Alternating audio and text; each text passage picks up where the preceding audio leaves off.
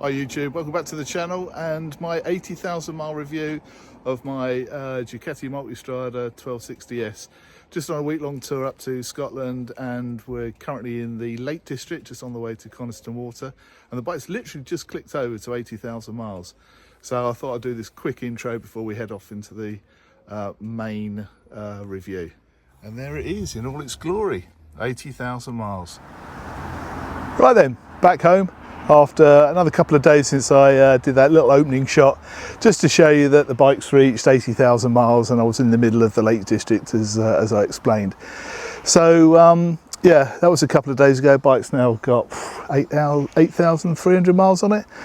Still running like a dream. So apologies first of all that I haven't put a video up for an awful long time. I think the last one I put up was September last year. Obviously a lot's happened since then. It's since had its fourth Desmo service, which I'm happy to report nothing untoward. Again, for the fourth time in a row, no shims needed, no collets, all the valve clearances were well within spec, so absolutely delighted about that. And my now good friend Andy at L2 Servicing, he looks after the bike and is meticulous over its upkeep, as am I. A couple of updates since the last video is, I think I explained then, if you've watched the last one, that I was just about to go on a number of trips after being off the road for 6 months. So I did that. I did a really good trip down to Spain and Portugal with my brother. Fantastic trip. The only downside to it is halfway through it I felt the clutch slipping. So on the ferry on the way back, I had to reach out to Andy and just let him know that was happening, because 4 days after I landed back in Portsmouth, I was again supposed to be off to Luxembourg and off to Austria. So fortunately he acted straight away and ordered a clutch. It was delivered the following day. I rode up the day after that, and he fitted it for me there and then, and by Thursday I was off on my next little adventure of the summer. So massive thank you to Andy yet again for saving the bacon. And whilst I was on that trip, which was an epic trip, I'll put a few photos and stuff on there. We went across to the Eagle's Nest, Hitler's Eagle's Nest in Obersalzberg in southeast Germany. We went across the Deutsche Alpinstrasse road through the Black Forest, which was again epic. But whilst I was over there, I did notice a lot of wear and tear on my rear sprocket, front sprocket and chain. Don't know why. It only done 6,000 miles. I don't know what it was, but it was hanging.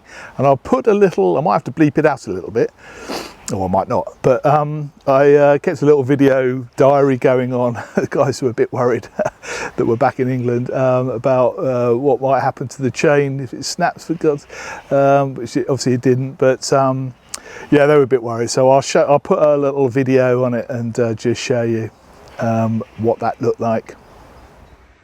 Well, holy crap, I've actually made it to Calais, Coquilles. But to be honest, I have no idea how. Cut long story short, the chain and the sprockets are well and truly totally fucked. For the last 100 miles, I had to stop every area and just pour. I ran out of chain lube, but just give it a wipe down and pour engine oil over it. I had to adjust the chain right at the very end, about 60 miles away, because it was literally hanging down as low as I've ever seen it, and I adjusted it to the full extent of the centric hub. So I had to baby it here about 40 miles an hour just to get here, and all the teeth on the rear sprocket have completely gone. There's no gaps between them, they're just little spikes. I'll do a follow-up video on this one just to show you what it looks like, but you'll see it's all rusty red, where the metal on metal has just been wearing away.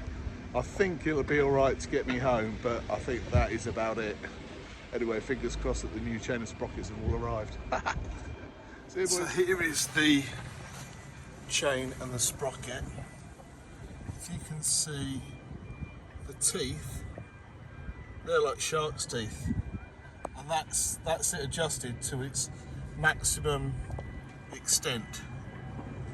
But yeah, I don't think I've ever seen a sprocket quite like that.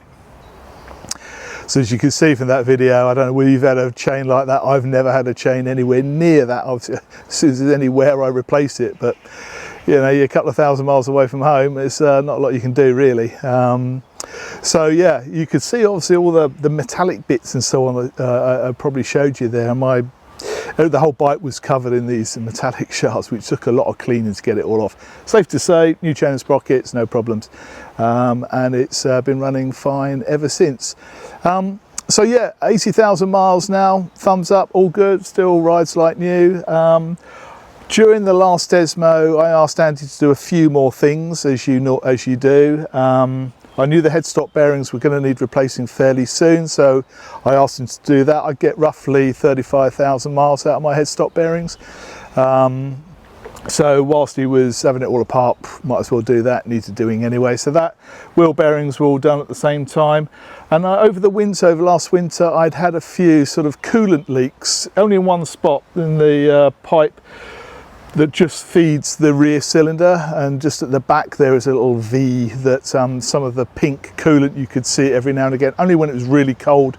I think the pipes had perished slightly and so on. So as a precautionary, I got him to replace all the pipes. So he's done all of that. All the pipes around, all the coolant pipes anyway around the bike have all been changed, so they're like new.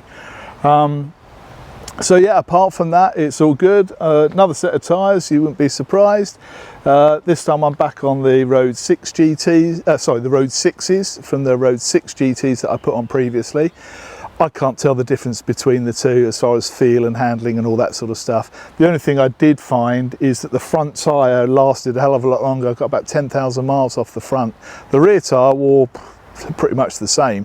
Very abrasive roads when I was on the tour in Spain, so that scrubbed an awful lot of tyre off of it, as they normally do. You can push on nicely through those lovely roads in Spain. So that didn't last long at all. So I put on a new set of Road 6s to do the tour that I've just done up in the North Coast 500. They're nearly shot now. So I've now got, for the summer months, because I'm not planning on going anywhere too far, whilst it's a lovely summer here, is I've got some Michelin Power 6s. Oh yeah, some sticky stuff for this bike at last.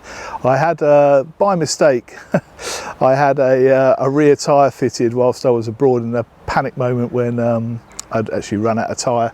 And they put a Metzler race tyre on it. It didn't last me very long. You may remember that in a couple of videos ago, but I loved the feel of it, and I thought, well, I don't want to go that extreme with race tyres, but something intermediate. So I've got a set of Power 6s. Interested to see if any of you guys, especially with your Pikes Peak edition bikes, have ever put some Power 6s on, or Power 5s, or any of the Power series from that point, just to see what difference they made from either the Pirelli Scorpion, whatever you normally use, or your Angel GTs or your Road series. Be really interesting to see how they go.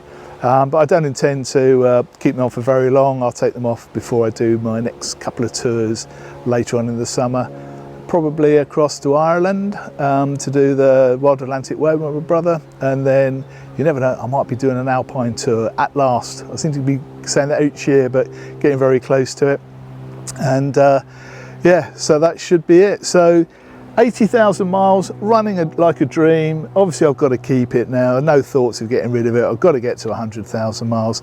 There's a guy I've been conversing in, if you're on the Ducati forums or Facebook groups and stuff, there's a guy who I've been conversing with a lot called Dylan Thu, Theiu, I think he is. He had a 1200S, which he was obviously aiming to get to 100,000 miles as well, and he was well on the way. Got 91, I think he got, and then sadly got sideswiped by a van and wrote the bike off. He's perfectly fine, and is now the proud owner of a V4S, I think he is. So he's having to start again and head his way up to 100,000 miles on that thing, which would be interesting.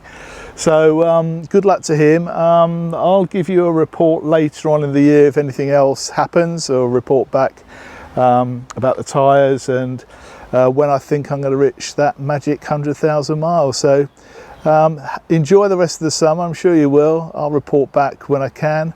Enjoy your riding, leave any comments and stuff, I will get to them for sure, any likes and all the usual bits and pieces. So happy riding for the rest of the season, take it easy.